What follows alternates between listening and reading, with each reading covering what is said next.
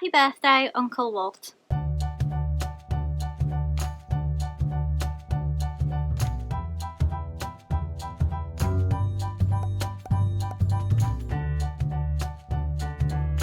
Hi friends, welcome back to my channel, or if you're new here, my name is Lizzie and I am a Disney plush collector from the UK, and I'm also a Walt Disney enthusiast. So if you saw my video last year for Walt's birthday, which if you didn't I will leave a card up above, I showed you my Walt Disney collection. It hasn't grown that much. The only thing that's really been added is where my Disney keys are. My mom made me a Walt diamond painting, which I absolutely love. So there wasn't another collection video I could do. So when the lovely Cinderella Loves Disney contacted me and asked if I wanted to do a video for Walt's birthday, I of course said yes. So today, the 5th of December, is Walt's birthday, and tomorrow the 6th of December was actually my nan's birthday. The same nan who I don't put my tree up until after the 1st of December because that is the day she passed. So she passed on the 1st of December when her birthday was the 6th, and Walt passed away on the 15th when his birthday was the 5th. So I do see parallels in both of their lives, and they both meant so much to me and still do.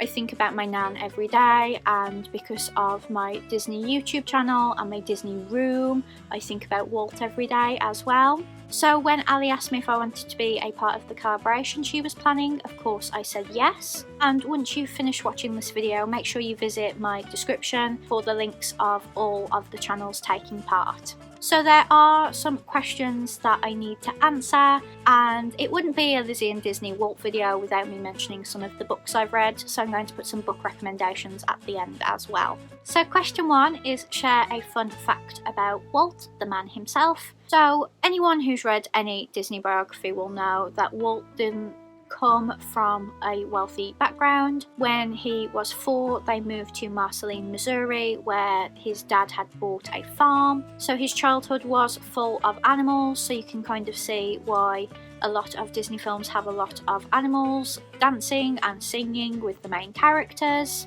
He did his dad's paper route for him when his dad got too sick, and his dad did not believe in him being an artist, so he just went out and proved him wrong. Walt did actually go bankrupt from Laugh-O-Gram Inc., which was his company before the Walt Disney Company. But the thing that sticks out to me about that is that he never gave up, and neither should you. He dropped out of school, he went bankrupt, he doesn't have any qualifications I don't think, and look what he created. So I see that as, if Walt can do it, you can do it. I don't like to say if you can dream it, you can do it, because Walt didn't actually say that. A lot of people think he did, but he didn't actually say that. I think someone at the company said it, and they kind of kept it, but Walt never actually said it himself. We obviously also know that he loved trains. Whenever I say Walt loved trains in a video, I always have a very pointed look, because it's like everyone's fun fact about him that he loved trains. It's actually really nice to see pictures and videos of him with his trains, because he has that same look of enjoyment that I myself get from Disney. So I love seeing that he had his own thing like we have Disney now. And another thing that I find absolutely wonderful about Walt is that him and his wife Lillian have a biological child, Diane, and an adopted child, Sharon. My dad is actually adopted, and I think it's one of the nicest things you can do to give a new home to a child. And I'm pretty sure from the biographies I've read that they tried their best to not highlight the fact that she was adopted. They just treated her as their own biological child, like Diane, and it was just such a lovely thing for them to do. The second question, I probably should have read these because I'm basically going to answer the same thing, is what do you admire about him? And it's that he never gave up. He had these dreams, and whenever he got a dream in his head, no matter how many people were telling him no, he did it. Everyone thought that Snow White would be Disney's Folly, one of the most successful films of the time. They thought Disneyland would not be a success. They thought that theme parks were dirty and no one would want to visit more than once. And now we go for weeks at a time, sometimes more than once a year, to his parks. I don't think anybody doubted Florida, but I imagine that people would have doubted the original Epcot, and it absolutely breaks my heart that he didn't live to see Walt Disney World, because Epcot would have been so different if it would have actually been what he wanted, because Epcot is nothing like what he actually planned to make. Number 3, how do you relate to him? I'm a bit of a loser in comparison to Walt, you know. I am university educated, I have a degree, but I am in an entry-level job. I am not using those skills from my degree. I would like to think I'm quite creative with this YouTube channel. I do put myself out there because I am very shy and very introverted, so doing this isn't me at all. He just wanted to make people happy, and that's what I try and do with my channel, is make people happy. So that's how I relate to him, I guess. But I'm nowhere near as successful as him. I haven't done as much as he has. I just work to buy the merchandise that has been created because of him and his company, basically. Number 4, has he inspired you, and in what way? Well, I wouldn't be a Disney YouTuber and creator if it wasn't for his company. I would have probably been Harry Potter until the whole JK Rowling is trash incident, because Disney and Harry Potter have always been my 2 loves, but obviously I've had to distance myself from Harry Potter, so I've just thrown myself even more into Disney. But he does inspire me to try new things, to do things I'm perhaps not comfortable with, especially with regards to this channel and my Instagram. And like I said, he went bankrupt and he didn't give up, so I'm always telling myself to not give up. Number 5, do you have a favourite Walt quote? My favourite actually used to be my Instagram bio for the longest time before I started optimising it for like SEO and stuff, and it is: first think, second dream, third believe, and finally dare. Because that's basically advice for anything, for jobs, for life, for trying something new, and I just think that sums up his mentality perfectly as well. And finally, what is your favourite Disney memory? It was definitely going to Walt's apartment. So in Disneyland in California, you can actually go on a Walking in Walt's Disneyland Footsteps tour. At the time we went, it was $105, and they walk you around the park. They take you to specific things that were around when Walt was alive. So we went in Great Moments with Mr. Lincoln and the Alice in Wonderland ride. They get you right to the front, you don't have to wait. I was kind of hoping for Small World, but I think they went for opening day attractions and Small World wasn't open on opening day.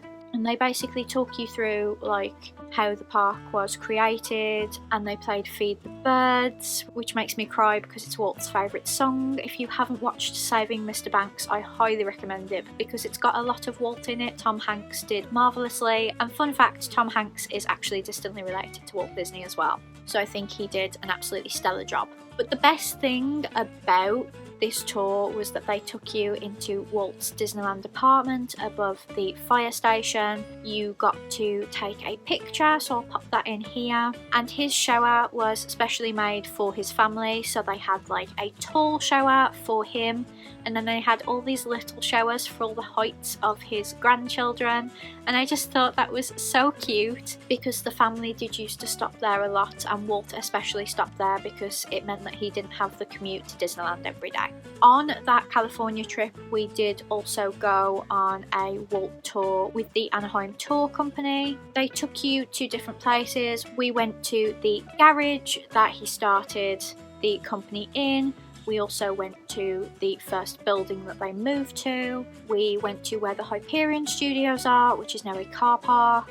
We went to the gates of what is now the Walt Disney Studios, but you can't actually go in. And finally we went to his grave, which was really, really emotional. And that whole trip was my best Disney memory because I got so much of Walt in as well. And not to mention, I also visited his 2 stars on the Hollywood Walk of Fame because he's got one for film and he's got one for television because he actually pioneered the use of television.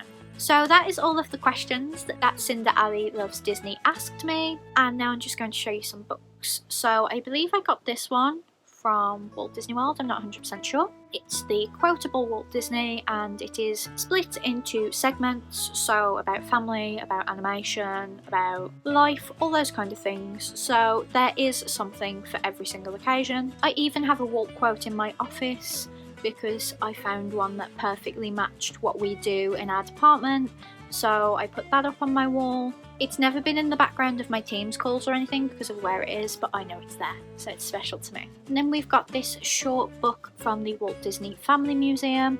I haven't actually read this one yet because it's hardback and I really struggle with hardbacks, but I am going to read it soon. Then for another short one, there is Aaron H. Goldberg's The Disney Story. This is not just about Walt, this is like the company as well, but I think it gives you a nice introduction, a nice starting point, so you can read this, and then whatever you find interesting from this book, you will find books that go into that particular subject in more detail. And then I've got How to Be Like Walt, which has, I believe, 18 lessons based on how Walt is, on how you can be more like him, and I really enjoyed it. Neil Gabler's Walt Disney is really good as well. I've even tabbed it and highlighted a lot of it. I've just opened it to a random page and I highlighted Walt watched the footage, then turned to them, they said, with tears in his eyes. A highly uncharacteristic gesture from a man who, save for outbursts of temper, rarely showed emotion. So he did have quite a bad temper, everybody knows that, but I think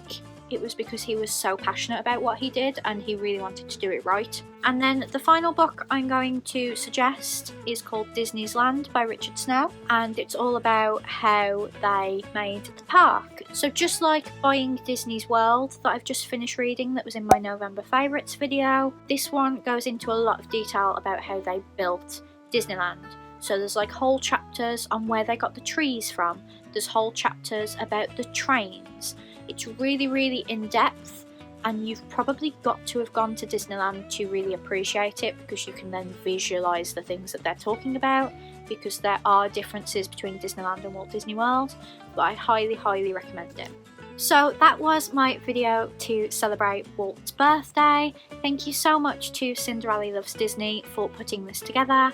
Like I said, everyone taking part will be down in the description. I really hope you enjoyed this video. Please give it a big thumbs up if you did, and I will see you tomorrow for another video. Bye guys!